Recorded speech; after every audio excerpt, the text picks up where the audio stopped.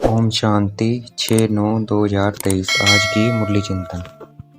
Service का शौक रखना है, सर्विस की भिन्न भिन्न युक्तियाँ निकालनी है। जो बातें बिगैर अर्थ है, जिन बातों का कोई अर्थ नहीं है, उन्हें ठीक करना है, उन्हें करेक्ट करना है। आत्मा जो अजामिल जैसी गंदी बन गई है, उसे ज्ञान मान सरोवर में डुबो देना है।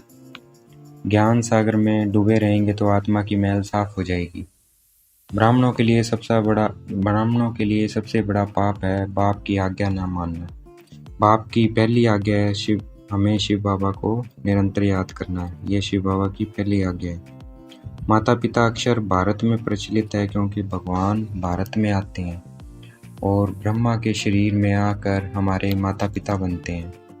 परमात्मा बाप है और ब्रह्मा बाप की आत्मा बड़ा भाई होने के कारण दादा भी कहलाती है, क्योंकि बड़े भाई को दादा बोलते हैं। और ब्रह्मा माता भी है क्योंकि शिव बाबा इनके शरीर द्वारा हमें अडॉप्ट करते हैं, ब्रह्मा बाबा के शरीर द्वारा। इसलिए माता पिता भी हैं और बाप दादा भी है। तो हमारे सम्मुख परमात्मा आए हैं माता पिता बाप दादा बनकर। जगदम्बा लक्की सितारा है, संभालने के लिए मुख्य है, इसलिए इन पर क्लश रहता है। पारलौकिक बाप को सब याद करते हैं। वह कोई आकाश तत्व से आते नहीं हैं, वह महतत्व से आते हैं। आत्माओं का सिंहासन महतत्व है, अर्थात परम धाम है।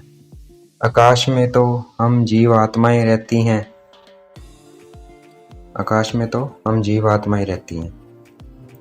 जो श्री कृष्ण के हाथ में मुरली दिखाई है, ये वो मुरली नहीं है। मुरली तो वास्तव में ज्ञान की मुरली गाई गई है, वो मुरली नहीं गाई गई है। गॉडेज ऑफ नॉलेज सरस्वती को कहेंगे, ना श्री कृष्ण को कहेंगे, ना राधे को कहेंगे। ज्ञान सूर्य है शिव बाबा, फिर ज्ञान चंद्रमा है ब्रह्मा बाबा। फिर चंद्रमा के नज़दीक एक सितारा जो चंद्रमा के सामने खड़ा रहता है, वह बहुत तीखा होता है, उनको ज्ञान लकी सितारा कहेंगे। उनका नाम सरस्वती रखा हुआ है और बाकी हम सब हैं ज्ञान सितारे। जब शिव बाबा ब्रह्मा शरीर में आते हैं तब आत्मा परमात्मा का मेला लगता है। लौकिक माता पिता इस शरीर के माता पिता हैं, पारलौकिक माता पिता आत्मा के माता पिता है। जो इस शरीर को चलाती है उस आत्मा के माता पिता है।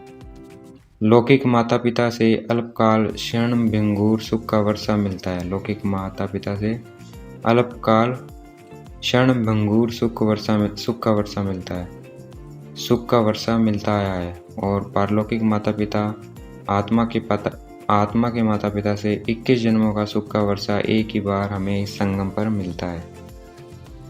कल्प में हर संगम पर मिलता है 21 का एक ही बार। परमात्मा के लिए कहते हैं तुम माता पिता, तो माता पिता कभी सर्वव्यापी नहीं हो सकते। एडम ही ईव है, अर्थात प्रजापिता ब्रह्मा, वही फिर माता हो जाती है। एडम और ईव अथवा आदम बीवी। लॉन्ग एगो यानी 5000 वर्ष पहले, लाखों वर्ष नहीं, इस भारत में देवी देवताओं का अखंड अटल सुख शांति में राज्य था और कोई राज्य नहीं था। 84 जन्म लेते लेते अब कलयुग का अंत आकर हुआ है। अब फिर से लक्ष्मी नारायण का राज्य स्थापन हो रहा है। ये बात कोई विद्वान आचार्य नहीं कह सकता है, ये हमारी बुद्धि में है और हम उसी पोजीशन के लिए पुरुषार्थ कर रहे हैं। शास्त्र आदि भक्ति मार्ग के सामग्री है जो द्वापर से बनने शुरू होते हैं। सब आत्माएं 84 जन्म नहीं लेती है, कोई 70 लेते हैं, कोई 60 लेते हैं, कोई 2 भी लेते हैं। जो बाद में आते हैं उनको नंबरवार थोड़े जन्म मिलते हैं। 84 जन्म भी हर कोई नहीं ले सकता है, तो 84 लाख जन्म नहीं हो सकते हैं। 84 का चक्कर है, 84 लाख जन्मों का चक्कर नहीं गाया जाता है। आत्मा को 5 विकारों की बीमारी लगती है तो शरीर को भी बीमारी लग जाती है। आत्मा में दुख पड़ता है तो शरीर में भी पड़ जाता है।